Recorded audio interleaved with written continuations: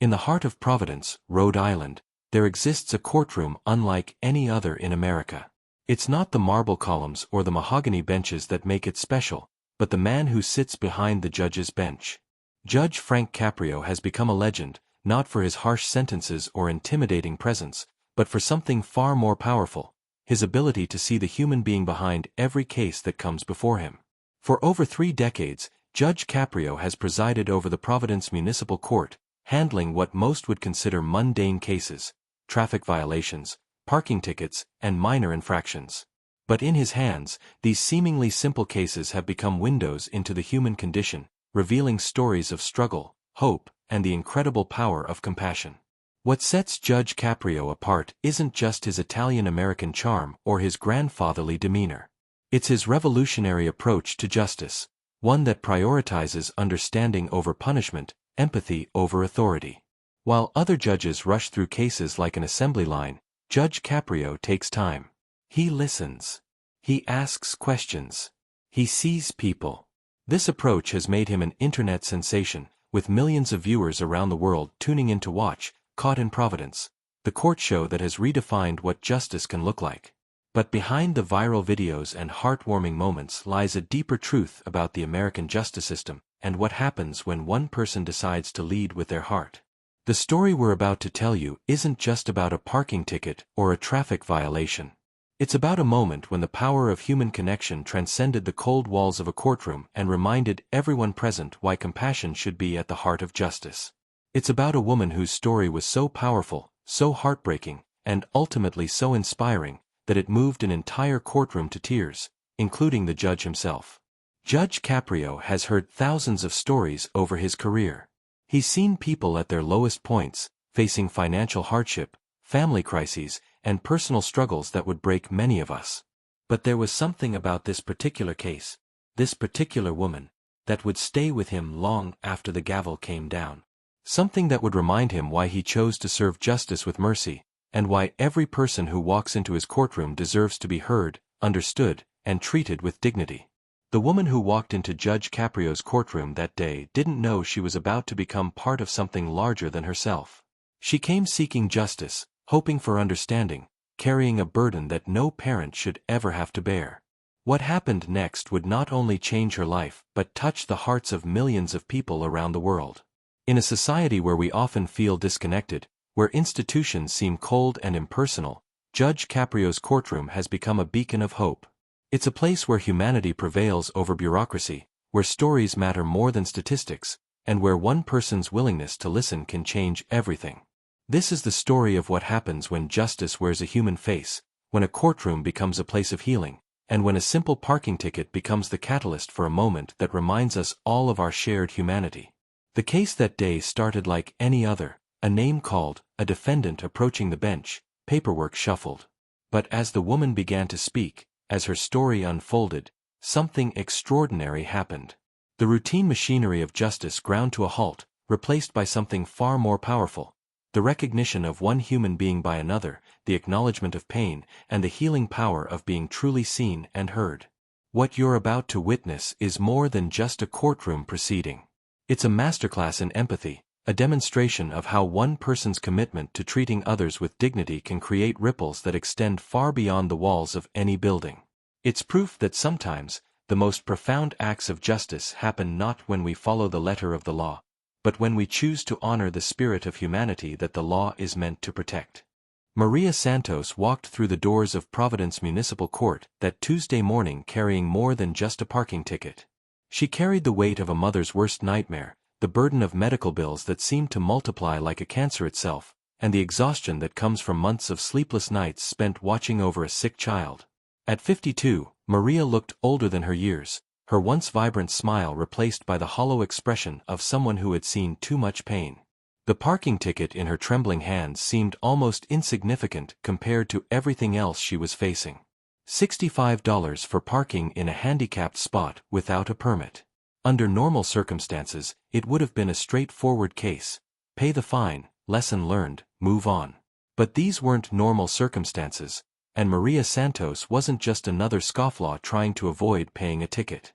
6 months earlier, Maria's world had been turned upside down when her 8-year-old daughter Isabella, was diagnosed with acute lymphoblastic leukemia. In an instant, everything that had seemed important before, work deadlines, household chores, social obligations, became meaningless. The only thing that mattered was fighting for her daughter's life, and that fight had consumed every aspect of their existence. Maria worked 2 jobs before Isabella's diagnosis, mornings at a local bakery and evenings cleaning office buildings downtown. The combined income barely covered their modest apartment rent and basic expenses, but it was enough. They were happy, they were healthy, and they had dreams. Isabella wanted to be a teacher when she grew up, just like her favorite teacher, Mrs. Rodriguez. Maria would watch her daughter play school with her stuffed animals, patiently explaining math problems to her teddy bear students, and feel her heart swell with pride and possibility. But cancer doesn't care about dreams or financial stability or carefully laid plans. Within weeks of the diagnosis, Maria had to quit her evening job to be with Isabella during chemotherapy treatments. The bakery owner, Mrs. Chen, was understanding and allowed Maria flexible hours, but the reduced income meant impossible choices every day. Pay the electric bill or buy groceries. Make the rent or fill Isabella's prescriptions. Each decision felt like another piece of their old life falling away. The treatments were brutal. Isabella's thick, curly hair that Maria loved to braid fell out in clumps. Her daughter's bright eyes grew dim with fatigue, and her infectious laugh became rare and precious. But even in her sickest moments, Isabella never complained. She would hold Maria's hand during the long hours in the hospital and whisper, "It's okay, Mama. I'm going to be okay." It was an 8-year-old comforting her mother, and it broke Maria's heart every single time.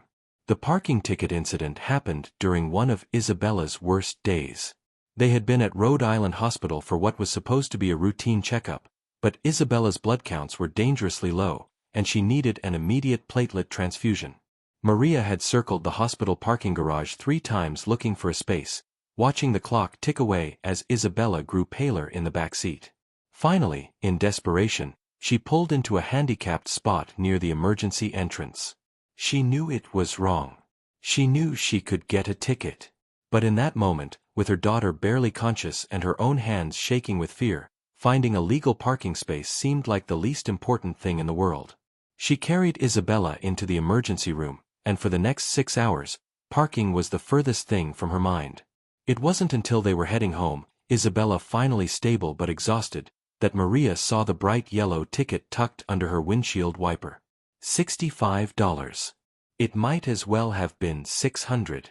After paying for Isabella's medications that week, Maria had exactly $43 in her checking account. The ticket represented more than money. It represented another system that didn't understand, another bureaucracy that couldn't see past rules to the human beings affected by them. Standing in the courthouse that morning, Maria felt the familiar sting of tears she had learned to fight back. She couldn't afford to break down, not here, not now. Isabella was having a good day and was actually in school, something that happened less and less frequently. Maria had taken time off from work, time she couldn't afford to lose, to appear in court and try to explain her situation. She looked around at the other people waiting their turn, most of them looking as resigned and frustrated as she felt. This was just another stop in the endless bureaucratic maze that her life had become since Isabella's diagnosis. Insurance forms, hospital billing departments, social services, all systems designed to help but often feeling more like obstacles between her and her daughter's care. But as Maria watched Judge Caprio interact with the people before her, something felt different about this courtroom. This judge actually looked at people when they spoke. He asked questions that seemed to come from genuine curiosity rather than legal procedure. He smiled, not the practiced professional smile of someone going through the motions, but a real, warm expression that reached his eyes. When Maria's name was finally called, she felt her heart hammering against her ribs as she approached the bench. Judge Caprio looked up from his papers, and for a moment, their eyes met. There was something in his gaze that she hadn't expected. Kindness. Not pity, not impatience, but genuine human kindness. It was such a rare thing in her recent experience with bureaucratic systems that it almost caught her off guard. "Good morning, Mrs. Santos," Judge Caprio said, his voice carrying the warm inflection that had made him beloved by millions. I see you're here about a parking violation. Tell me what happened. It was a simple question, asked in a simple way, but Maria could hear something in his tone that told her he actually wanted to know. This wasn't going to be a rubber stamp proceeding where she paid her fine and left. This judge was actually going to listen. Maria took a deep breath, her hands clutching the ticket so tightly her knuckles had turned white. Your Honor, I know I was wrong to park in that handicapped spot. I know the rules, and I know why those spaces are protected. But my daughter. Her voice caught for a moment, and she had to pause to compose herself. My daughter Isabella has leukemia, and that day, she was having a medical emergency. The courtroom, which had been filled with the usual low murmur of conversation and shuffling papers, grew noticeably quieter. Judge Caprio leaned forward slightly, his expression shifting from professional attention to something deeper, the look of a father, a grandfather, someone who understood that behind every rule there were real people with real struggles. Tell me about Isabella, he said gently, and those 4 words opened a floodgate that Maria had been holding back for months. The story poured out of her, the diagnosis that had turned their world upside down, the sleepless nights in hospital rooms, the impossible financial choices, the way her bright, funny little girl had become so thin and pale but still tried to comfort her mother. Maria spoke about the day of the parking ticket, how Isabella's blood counts had dropped dangerously low, how she had circled the parking garage desperately looking for a space while watching her daughter grow weaker in the back seat. I knew I was breaking the law, Maria said, her voice barely above a whisper now. But I couldn't find a space, and she was so sick, Your Honor. I was afraid. I was afraid that if I took the time to find a legal parking spot, something terrible might happen to my baby. Tears were flowing freely now, and Maria made no attempt to wipe them away. I would have gladly paid the ticket if I had the money, but after paying for her medications this month, I don't know how I'm going to manage. The courtroom had become completely silent. Even the court officers, who had heard countless sob stories and hardship tales, were listening intently. But this wasn't a performance or a manipulation. This was a mother's raw, honest account of the impossible situation she found herself in, told with the kind of authenticity that cuts through all pretense and reaches directly to the heart. Judge Caprio sat quietly for a long moment after Maria finished speaking, his hands folded in front of him. The silence wasn't uncomfortable, it felt respectful, like a moment of recognition for the weight of what had just been shared. When he finally spoke, his voice carried a gentleness that surprised even those who knew him well.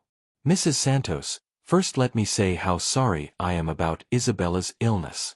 As a father and grandfather myself, I cannot imagine the fear and pain you must be experiencing every day. He paused, seeming to choose his words carefully. You know, we have these parking laws to protect people who need those spaces, people with disabilities and medical conditions who require closer access to buildings. But what you've described to me is exactly the kind of medical emergency that those spaces exist for. Maria looked up, confusion flickering across her face. She had expected understanding, maybe even leniency, but Judge Caprio's words seemed to be heading in a direction she hadn't anticipated. Your daughter needed immediate medical care, the judge continued. You were facing a parent's worst nightmare, and you made the only choice that made sense in that moment. You got your child to the help she needed as quickly as possible. That's not breaking the law, Mrs. Santos. That's being a mother. A murmur rippled through the courtroom. The other defendants waiting their turn, the court officers, the clerks, everyone could sense that something unusual was happening. This wasn't the typical traffic court proceeding where fines were assessed and cases were moved along. This was something deeper, more human. But Your Honor, Maria said, still not quite understanding, I did park illegally. The ticket is valid. Judge Caprio smiled, and it was the kind of smile that transforms a face completely. Mrs. Santos, let me ask you something. Do you have a handicapped parking permit for Isabella? No, sir. Her doctor said she qualified for one, but with everything else going on, I haven't had time to apply for it. The paperwork, the appointments. Maria's voice trailed off, overwhelmed again by the endless administrative burden that seemed to accompany every aspect of Isabella's treatment. I understand completely, Judge Caprio said. The bureaucracy can be overwhelming when you're dealing with a medical crisis. But here's what I want you to know, your daughter qualifies for that permit, and you should have it. It will make these hospital trips easier for both of you. He turned to one of the court clerks.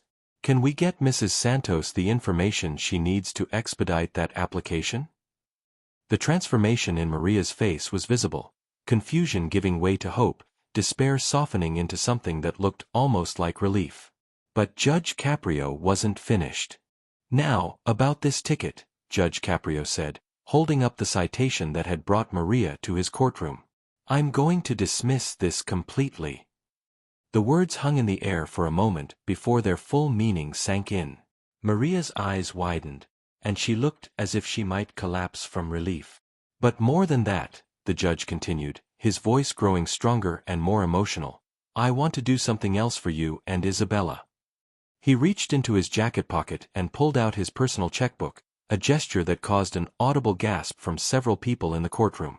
This was unprecedented, even for Judge Caprio, who was known for his compassionate rulings.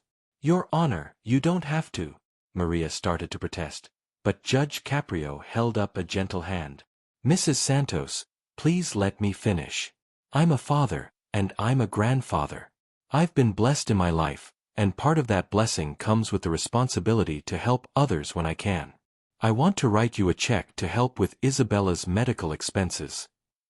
He began writing, the scratching of his pen the only sound in the completely silent courtroom. The emotion in the room was palpable.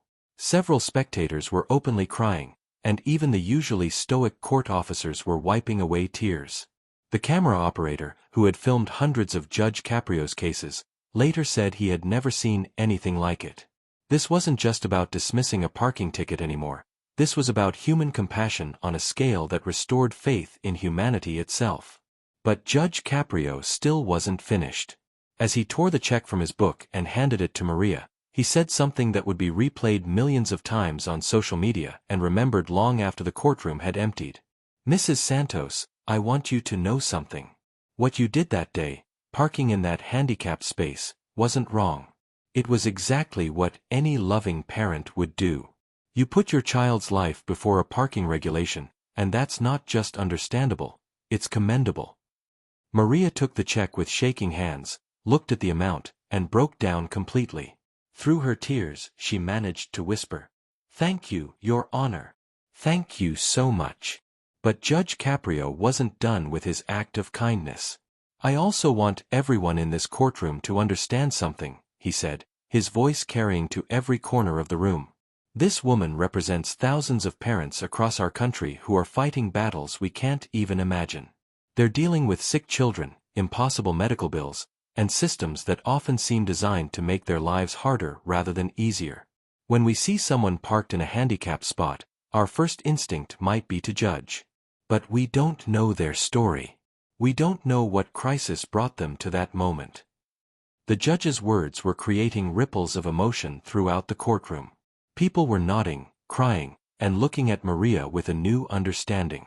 She had become more than just a defendant. She had become a symbol of every parent who had ever faced the unthinkable, every family who had been brought to their knees by circumstances beyond their control. Mrs. Santos, Judge Caprio continued, I want you to take that check, and I want you to use it however you need to for Isabella's care. But I also want you to know that you're not alone in this fight. This community, this courtroom, we're all pulling for Isabella. We're all hoping and praying for her recovery. At this point, something extraordinary happened. One by one, people in the courtroom began to stand. It started with an elderly woman in the front row, then spread to the man next to her, then to the court officers, the clerks, the other defendants waiting their turn.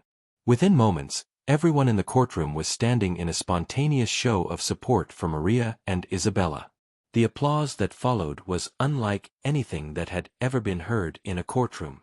It wasn't the polite, reserved clapping of a formal proceeding. It was the heartfelt, emotional applause of people who had just witnessed something that reminded them of the best of human nature.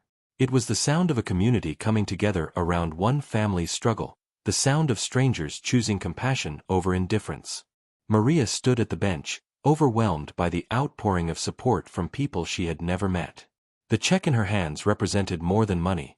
It represented hope, kindness, and the reminder that even in her darkest moments, she wasn't facing this battle alone. But perhaps even more meaningful was the validation she had received from Judge Caprio's words. 4 months, she had been carrying guilt about that parking violation, adding it to the mountain of worries that kept her awake at night. To hear a judge, a figure of authority and law, tell her that she had done nothing wrong, that her actions were not just understandable but commendable, lifted a weight from her shoulders that she didn't even realize she had been carrying. Judge Caprio waited for the applause to die down before speaking again. When he did, his voice was thick with emotion.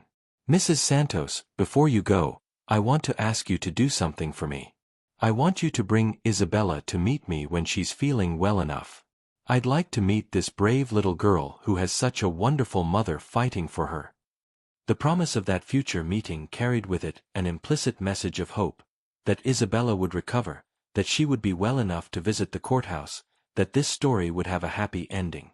It was a gift of optimism from a man who had seen enough of life to know that hope is sometimes the most powerful medicine of all. Maria Santos walked out of that courtroom a changed woman. The weight she had carried for months, not just the financial burden, but the emotional toll of feeling alone in an impossible situation, had been lifted by the simple act of being truly seen and heard by another human being. The check Judge Caprio had written would help with Isabella's medical expenses, but the real gift he had given her was something far more valuable: the restoration of her faith in human kindness. Word of what had happened in Judge Caprio's courtroom spread quickly. The video of Maria's case went viral within hours, viewed by millions of people around the world who were moved by this display of compassion. Comments poured in from parents who had faced similar struggles, from people who had lost faith in the justice system, from individuals who simply needed to be reminded that goodness still existed in the world. But the story's impact went far beyond social media shares and tearful comments. Within days of the video's release, donations began flooding in for Isabella's medical care. Strangers from across the country, moved by Maria's story and Judge Caprio's example, sent money, cards, toys, and messages of support. A GoFundMe page set up by a viewer raised over $50,000 in the first week alone. Isabella's story had touched something deep in the collective consciousness, the universal fear of every parent and the recognition that any of us could find ourselves in Maria's situation. The Providence Hospital where Isabella was receiving treatment reported an unprecedented number of people asking how they could help families facing similar circumstances. Local businesses began offering discounts and services to families dealing with childhood cancer. The parking authority implemented new policies for medical emergencies, creating a more compassionate approach to situations like Maria's. 3 months after that day in court, Maria returned to Judge Caprio's chambers with Isabella. The little girl, though still thin from treatment, had regained some of her color and much of her smile. Her hair was beginning to grow back in soft curls, and her eyes held the spark that had dimmed during the worst of her illness. She presented Judge Caprio with a drawing she had made, a picture of him sitting at his bench with a big heart drawn on his robe. "Thank you for helping my mama," Isabella said in her small, clear voice. "She cries happy tears now instead of sad ones." It was an 8-year-old simple way of describing the profound transformation that had taken place in their lives, not just because of the financial help, but because of the reminder that they weren't facing this battle alone. Judge Caprio, visibly moved by meeting the little girl whose story had touched his heart, knelt down to Isabella's level. "You know what, Isabella? Your mama is a hero. She fought for you when you needed her most, and that makes her one of the strongest people I've ever met.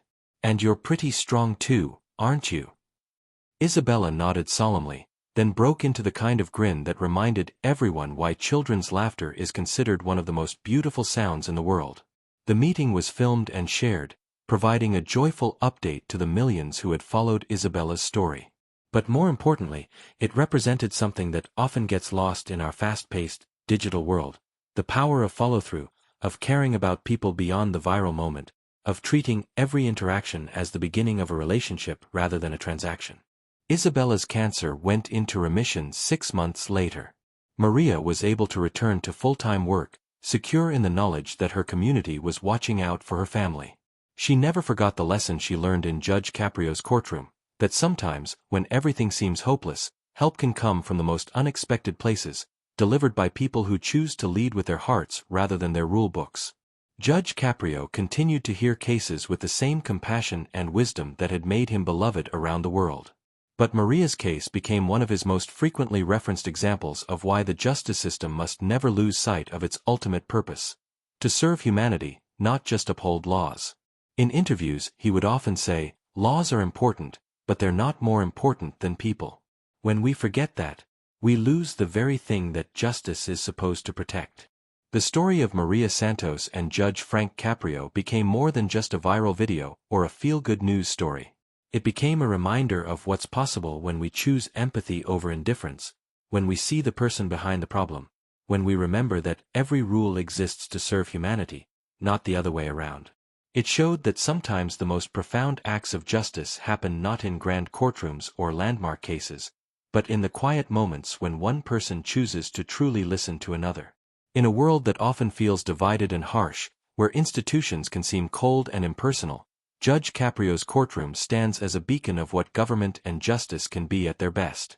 It's a place where the golden rule isn't just a philosophical concept but a daily practice, where treating others as you would want to be treated isn't weakness but strength. Maria's story reminds us that behind every citation, every case number, every legal proceeding, there are real people with real struggles, real pain, and real hope. And sometimes, just sometimes, those people encounter someone who remembers that the most important law of all is the one written in our hearts, the law that tells us to care for one another, especially in our darkest moments. Judge Frank Caprio heard Maria's story and made everyone cry. But more than that, he reminded us all of our capacity for compassion, our responsibility to one another, and the transformative power of human kindness. In a world that desperately needs more examples of grace, his courtroom shows us what's possible when justice is tempered with mercy, when authority is balanced with humility, and when we choose to see each other not as cases to be processed, but as fellow human beings deserving of dignity, understanding, and hope.